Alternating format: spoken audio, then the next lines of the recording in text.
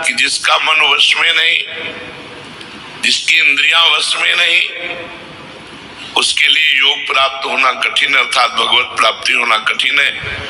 जो तत्परता पूर्वक संयमित होकर अपने मन को वश में कर ले, वो सुख पूर्वक भगवत प्राप्ति कर सकता है। पर उस साधक की क्या गति होगी जिसका मन, बुद्धि, चित्त, अहंकार ये वश में नहीं है, और वो साधना करता है, नाम जप करता है, सत्संग करता है, स्वाध्याय करता है, पर इंद्रिय विजयी नहीं है, मन विजयी नहीं है। अंतिम समय उसकी भगवत स्थिति नहीं रहेगी क्योंकि वो मन विजयी नहीं है। तो अप्राप्य योग संसिद्धिम काम गतिम कृष्ण गच्छति। ऐसे ही योग भ्रष्ट की क्या गति होगी जो अप्राप्य अभी प्राप्त नहीं कर पाया भगवान को। विषयाशक्ति है, असावधानी है, अंतकाल में मन परमात्मा में नहीं लगा, विचलित हो गया, साधन से हट गया, परमात्मा की प्राप्ति नहीं हुई। तो हे कृष्ण, कृष्ण सबको आकर्षित करने वाले, हे भगवान आप ही जान सकते हो, इस प्रश्न का उत्तर आप ही दे सकते हो कि उसकी क्या गति होगी। तात्पर्य है कि वो नरक तो जाएगा नहीं क्योंकि नाम जप करता है, थोड़ा भी नाम जप करता है तो नरक नहीं जाएगा, थोड़ी भी भक्ति करता है तो नरक नहीं जाएगा। अजामिल के प्रसंग में यमराज जी ने अपने दूतों को आदेश किया था कि यदि कोई भी नारायण कृष्ण हरि बोलता है, गले में कंठी बांधे, वैष्णव है, भगवान का दास है, भूल करके मत जाना, तो नरक तो जाएगा नहीं क्योंकि साधन करता है, नाम जप करता है, पाठ करता है, पर जितेंद्रीय नहीं है, मनोनिग्रही नहीं, इसलिए भगवत प्राप्ति तो होगी नहीं, ये भगवान कह रहे हैं। पर नरक तो जाएगा नहीं क्योंकि नाम जप करता है, और स्वर्ग की इच्छा नहीं इसलिए स्वर्ग नहीं जाएगा, और मोक्ष इसलिए नहीं होगा कि वो मन इंद्रियों को बस में नहीं किया। तो उसकी गति क्या होगी? काम गतिम कृष्ण गच्छति, वो किस गति को प्राप्त होगा? कश्चिन्नो भय विभ्रष्टस् छिन्नाभ्रमिव नश्यति अप्रतिष्ठो महाबाहो विमूढ़ो ब्रह्मणा पथि।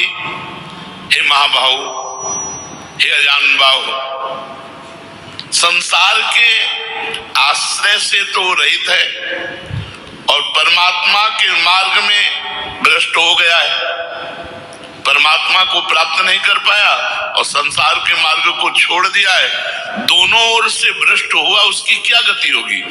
कहीं वो किसी बादलों की तरह छिन्न भिन्न नष्ट तो नहीं हो जाएगा? दोनों ओर से भ्रष्ट हुआ अर्थात संसार मिला नहीं, परमार्थ में भगवान मिले नहीं, तो उसका समय जो परमार्थ में गया, जो भजन साधन में गया, वो सब बेकार हो गया क्योंकि आपकी तो प्राप्ति हुई नहीं। एतन्मे संशयम कृष्ण छेतुर्मर्हस्य शेषतः त्वदन्या संशयस्यास्य छेता नाहुपपद्यते। हे कृष्ण, मेरे इस संदेह को सर्वथा छेदन करने के लिए आप ही समर्थ हैं, क्योंकि किसकी क्या गति होगी करने के लिए आपके सिवाय सृष्टि में दूसरा कोई नहीं हो सकता, इसलिए आप का गति कृष्ण, उसकी क्या गति होगी? भगवान बोल रहे हैं, बहुत सुंदर बोल रहे हैं। पार्थ नैवेह नामुत्र विनाशस्तस्य विद्यते नहीं कल्याण कृत कश्चित् दुर्गतिम तात गच्छति। पहली बात है कि उसकी दुर्गति नहीं होगी, ये तो बस पक्की मान लो, वो नरक नहीं जाएगा, वो स्वर्ग नहीं जाएगा, मोक्ष नहीं होगा, लेकिन उनकी दुर्गति भी नहीं होगी। ऐसा नहीं है कि वो दुर्गति को प्राप्त हो जाए। जिसको अंत काल में भगवान का स्मरण नहीं होता, उसका कहीं पतन तो नहीं हो जाता? अर्जुन का पूछना था। इस बात को लेकर के बहुत व्याकुलता थी कि बेचारा साधन कर रहा है, इंद्रियां बस में नहीं, मन में बस में नहीं, तो अंत समय भगवान का स्मरण नहीं होगा तो उसकी दुर्गति हो जाएगी। तो भगवान कह रहे पार्थ नैवेह नामुत्र विनाशस्तस्य विद्यते। हे पृथानंदन, सच्चे हृदय से जुड़ा था।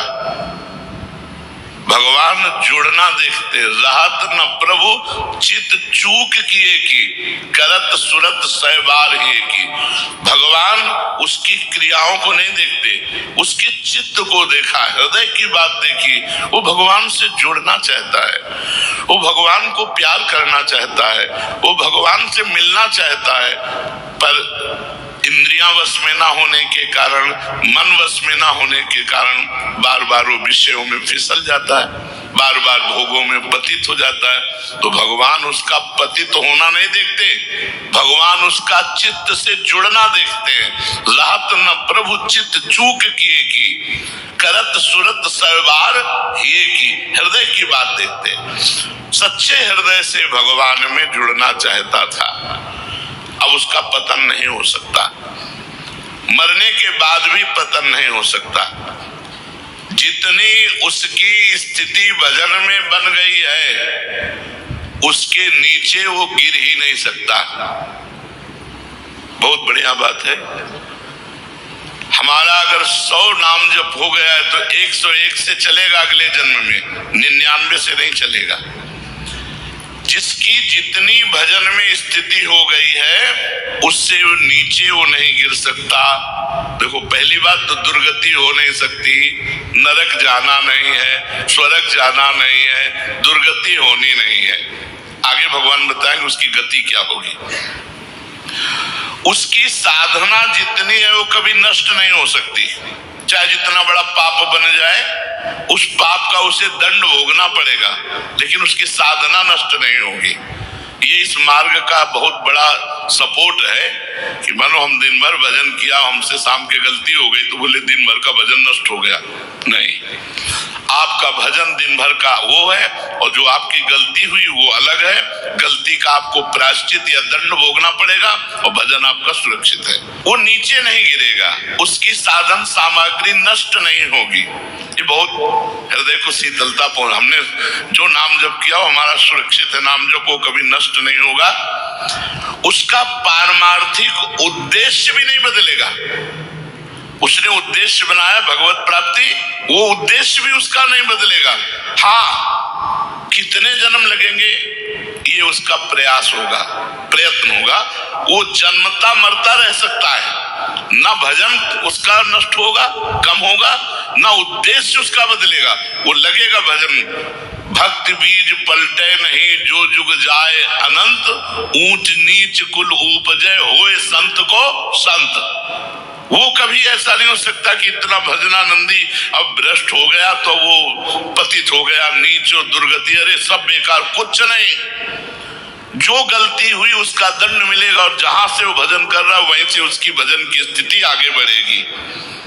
जैसे उदाहरण में राजर्षि भरत का उदाहरण दिया था कि हिरन पे वृत्ति गई तो हिरन बने, लेकिन गंडकी नदी में खड़े होके हिरन बन करके भी इतना भजन किया कि अगला जन्म जड़ भरत जी के रूप में ब्रह्म बोध संपन्न महापुरुष के रूप में हुआ। तो भगवान कहते हैं नहीं कल्याण कृत कश्चित दुर्गतिम तात गच्छति। अर्जुन, हे तात, बहुत प्यार भरा संबंध है, उसकी दुर्गति नहीं हो सकती। जो मेरा थोड़ा भी भजन किया है उसकी दुर्गति नहीं हो सकती। साधक के लिए बहुत ही पॉइंट की, आश्वासन की बात कह रहे कि थोड़ा भी भजन किया तो उसकी दुर्गति नहीं हो सकती, और अगले जन्म में परमात्मा प्राप्ति की लालसा इतनी प्रबल होगी कि वो इंद्रियों मन को वश में कर लेगा। इस जन्म में जो चूक हुई वो अगले जन्म में सुधार लेगा। उसकी दुर्गति नहीं होने का तात्पर्य है कि जो मनुष्य कल्याणकारी कार्य में लगा हुआ है, जिसके लिए मनुष्य शरीर मिला है, वो कार्य कर रहा है, भजन कर रहा है, सत्संग कर रहा है, स्वाध्याय कर रहा है, ठाकुर सेवा कर रहा है, वो अपने असली कार्य में लगा हुआ है, पर उसका मन चलायमान है, उसकी इंद्रियां चलायमान, तो उसकी दुर्गति नहीं होगी। कारण कि उसका ध्येय चिन्मय तत्व भगवान में है, इसलिए उसका पतन नहीं हो सकता। मैं उसकी रक्षा करता हूं, तो उसकी दुर्गति कैसे हो सकती है? क्योंकि उसने थोड़ा भी सही मेरा भजन किया है। मेरी दृष्टि सर्वभूत हिते रता है, सब पर मोरी बराबर दाया, सब मम प्रिय सब मम उपजाए। मैं सबको प्यार करता हूं। फिर जो मनुष्य मेरी तरफ चल पड़ा, अपना किसी तरह से कल्याण परम हित मानकर मेरी तरफ चल पड़ा, तो मैं उसे सबसे ज्यादा प्यार करता हूं। फिर मैं जिसे प्यार करता हूं उसकी दुर्गति कैसे हो सकती है? प्यार तो सबको करता हूं, लेकिन जो अपना मान करके मेरी तरफ चल पड़ा, मेरा भजन करने लगा, उसकी दुर्गति कैसे हो सकती है? मेरा वो समझे न समझे, उससे वास्तविक संबंध तो है ही। ममैवांशो जीव लोके जीव भूता सनातना। वो भले भगवान से संबंध ठीक नहीं लगा पा रहा, लेकिन भगवान तो जान रहे मेरा संबंधी है, मेरा अंश है। संसार के साथ उसका वास्तविक संबंध नहीं है। उसने मेरे साथ इस वास्तविक संबंध को, असली लक्ष्य को उसने स्वीकार किया कि अब इस जन्म में भगवान को प्राप्त करना चाहता हूं, तो चाहे जितना बड़ा गलती पड़ गई, अपराध पड़ गया हो, उससे दुर्गति उसके लिए हो सकती। भगवान कह रहे उसका किया हुआ साधन नष्ट नहीं हो सकता। हाँ, वो देखने में मोहित सा लगेगा कि भ्रष्ट हो गया, अब तो कोई भजन साधन नहीं, अब तो भ्रष्ट सा हो गया है, साधन छूटा दिखाई देगा। परंतु ऐसी परिस्थिति में भी मैं उसका साथ नहीं छोड़ता। उसने मेरा भजन छोड़ दिया, मेरा साधन छोड़ दिया, लेकिन मैं उसका, जैसे एक सत्संग में दृष्टांत में देते थे कि जगन्नाथ जी की सेवा में श्रीअंग पार्षद रहते थे, तो उनमें से एक पार्षद वैश्या संसर्ग करने लगे कुसंग के कारण। तो जब सब पार्षदों को पता चला तो उन्होंने बुलाया और कहा, देखो तुम परम पावन श्री जगन्नाथ जी के अंग सेवी हो, या जगन्नाथ जी की सेवा छोड़ो वैश्या का संग करो, या वैश्या संग छोड़ो जगन्नाथ जी का अंग संग करो। तो भगवान की माया से मोहित हुए, साधन से गिरे हुए होने के कारण उन्होंने जगन्नाथ जी का अंग संग छोड़ दिया और वैश्या का अंग संग स्वीकार किया। आश्चर्य की बात कि जब उनका शरीर पूरा हुआ, वैश्यागामी जो अंग संग सेवी थे, तो जब शरीर पूरा हुआ तो जगन्नाथ जी ने स्वप्न में अपने पार्षदों को आदेश किया कि उसकी अंत्येष्टि क्रिया हमारे पार्षदों जैसी की जाए। तो उनका प्रभु स्वप्न में ही कहा कि प्रभु उन्होंने तो आपको छोड़कर वैश्या को स्वीकार कर लिया था। तो बोले उन्होंने छोड़ दिया था, ये उनकी हिम्मत है, हमारी हिम्मत नहीं, हमारा स्वभाव नहीं है, हमारी सामर्थ्य नहीं है। हम एक बार जिसको पकड़ लिया उसको कभी छोड़ते नहीं। तो भगवान यहाँ कह रहे हैं कि कभी कभी वो मोहित हो जाता है, वो साधन छोड़ता, लेकिन मैं उसे नहीं छोड़ता। ये खास बात समझो, मैं उसे नहीं छोड़ता। उसका किया हुआ अपराध, किया हुआ पाप, भले उसको थोड़ा समय दंड भुगताने के लिए, लेकिन मैं उसे छोड़ता नहीं। तो उसकी दुर्गति कैसे हो सकती है? इसलिए घटना घट सकती है।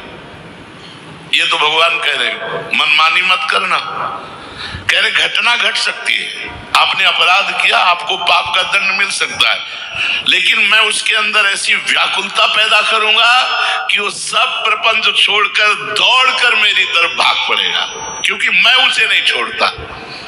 जैसे गोपियों में थोड़ा अभिमान आया, मैं अंतर ध्यान हुआ, लेकिन उन्हीं के बीच में रहकर जहां व्याकुल हुई मैं प्रकट हो गया।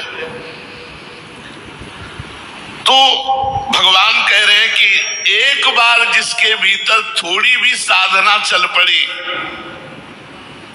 थोड़े भी संस्कार भक्ति के पड़ गए, नाम जप करना, वाणी पाठ करना, थोड़ा भी भगवत्कार कर्म चैव तदर्थीयम सदित्येवाभिधीयते, तो उसका कभी पतन नहीं हो सकता। जो संस्कार पड़ गया भक्ति का, क्योंकि सत वस्तु का कभी अभाव नहीं होता, तो फिर प्रभु गति क्या होती है उसकी?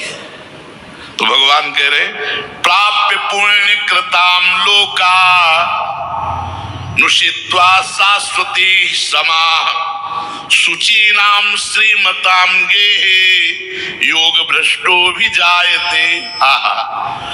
प्राप्य पुण्य कृताम लोकान, उसने गंगा स्नान किया है, उसने नाम जप किया है, उसने वाणी पाठ किया है, उसने ठाकुर सेवा की, तो कोई साधारण है? बहुत बड़ा धनी है। भले लोक भ्रष्ट हो गया है, भले इंद्रियां उसके कब्जे में नहीं, भले मन उसके कब्जे में नहीं, लेकिन साधारण जीव नहीं है।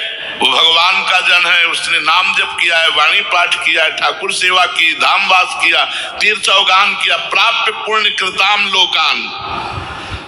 जो बड़े बड़े याज्ञिकों को, बोले इतने यज्ञ किए, अश्वमेध यज्ञ किए, बड़े बड़े याज्ञिकों को जो सांगोपांग करते हैं, उन लोगों को स्वर्ग आदि लोकों पर अधिकार होता है। इसलिए वो पुण्य कर्म कहते हैं तो पुण्य लोक उनको प्राप्त होते हैं। पाप कर्म करने वालों को नरक भेजा जाता है। परंतु साधक पुण्य कर्म थोड़े किए, भजन किए, तो जैसे किसी रास्ते में चल के उसकी वीआईपी व्यवस्था की जाए, ऐसी व्यवस्था उसकी होती है स्वर्ग में। जितने दिन उसको अगला जन्म नहीं मिलेगा, उतने दिन भारी व्यवस्था स्वर्ग में उसकी होगी। पुण्यवताम लोके, जो बड़े बड़े पुण्य आत्मा पुरुष प्राप्त करते हैं, इतनी अमुक यज्ञ की, अश्वमेध यज्ञ की, यज्ञ की, सांगोपांग, उनको उसकी वीआईपी व्यवस्था होगी। प्राप्य पुण्य कृताम लोका नुषित्वा शाश्वती समाहा।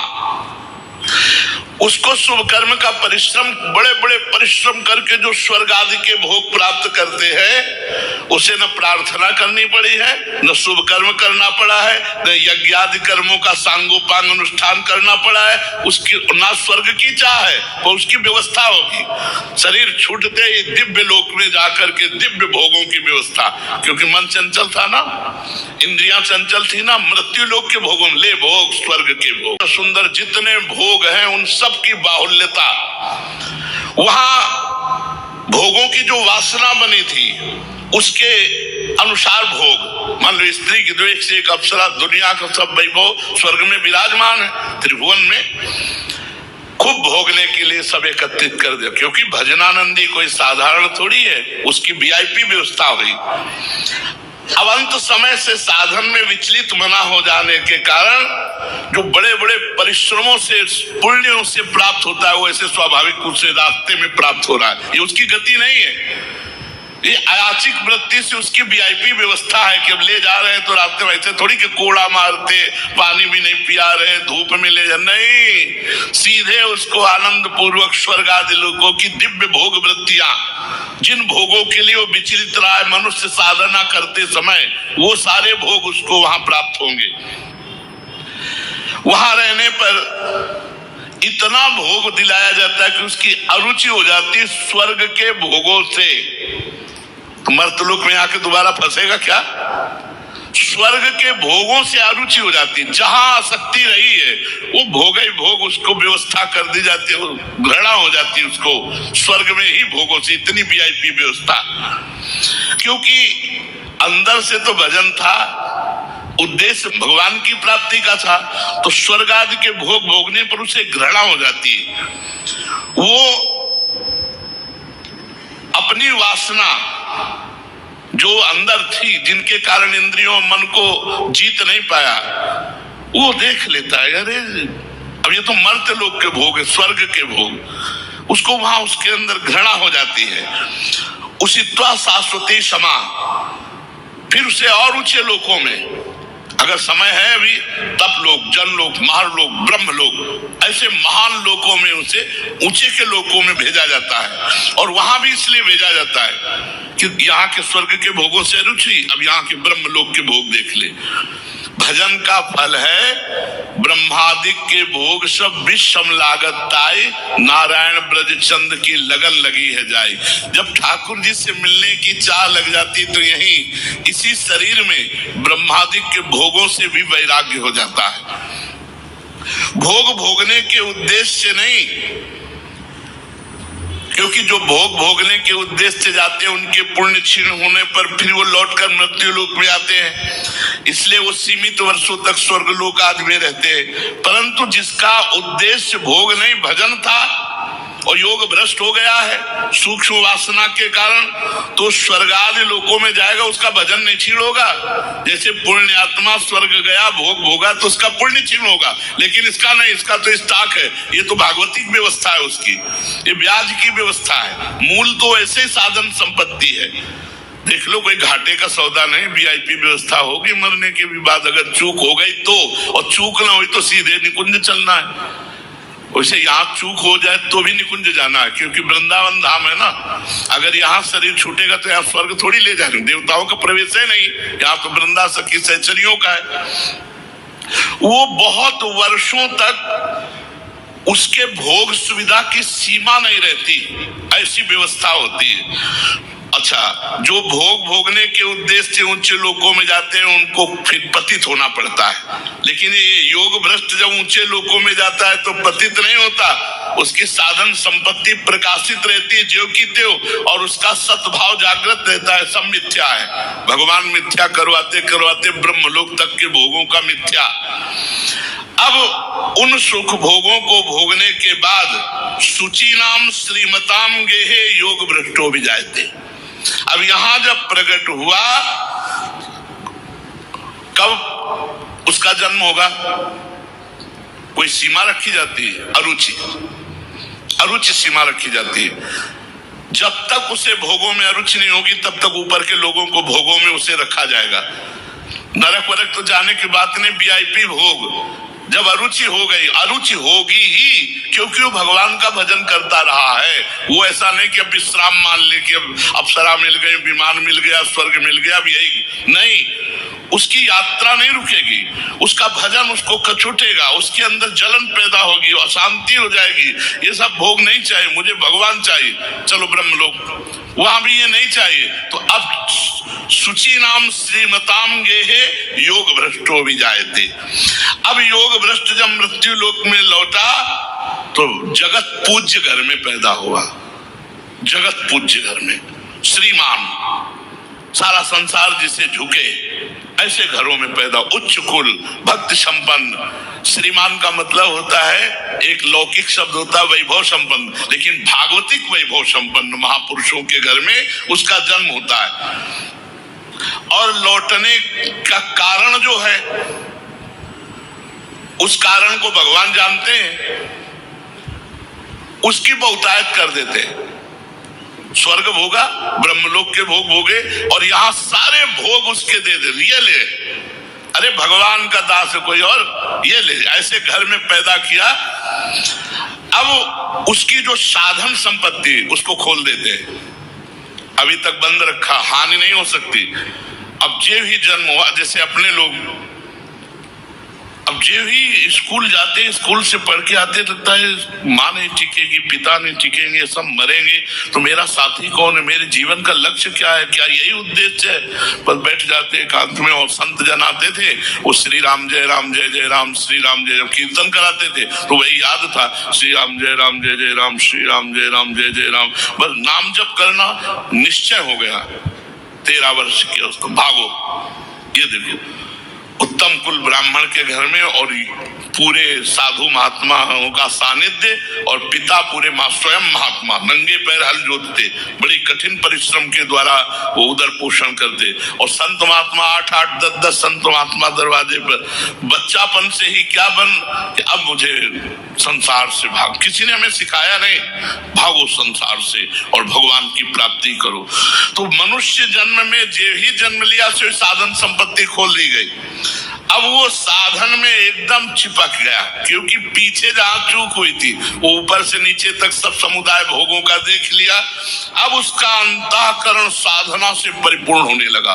वो जो अंकित संस्कार भोगों के थे वो अरुचि पैदा हो गई। योग भ्रष्ट अज्ञात रूप से पुनः ऐसी साधना में लग गया जिसमें किंचन मात्र भी इंद्रिय और मन का मनोरंजन नहीं, पूर्ण इंद्रिय विजेता, पूर्ण मन को संयम में करके। अब वो ऐसी योग भ्रष्ट जो पुरुष था, श्रीमानों के घर में जन्म लेकर के वो भोगों में फंसेगा नहीं, पुनः भजन में बड़ी तेजी से चल देगा और ये उसका आखिरी जन्म होगा। तेजी से भजन करके वो भगवत प्राप्त हो जाएगा। तो अर्जुन जी ने पूछा था कि फिर क्या उसका पतन हो जाएगा? जो भगवान का भजन करता, भगवत प्राप्ति नहीं कर पाया, मन वश में नहीं हुआ, इंद्रिया वश में नहीं हुई, तो भगवान ने उत्तर दिया वो ऊंचे के लोकों में जाकर खूब सुख भोग, जिन भोगों के लिए लालायित रहा था वो सब भोग मिलेंगे और अंत में श्रीमान के घर में, कुलवानों के घर में जन्म लेकर भक्ति का ऐसा वातावरण मिलेगा कि जन्म से ही भगवान के भजन में लगकर वो इस जन्म में भगवान को प्राप्त कर लेगा। शेष चर्चा आगे। श्री राधा वल्लभ लाल की।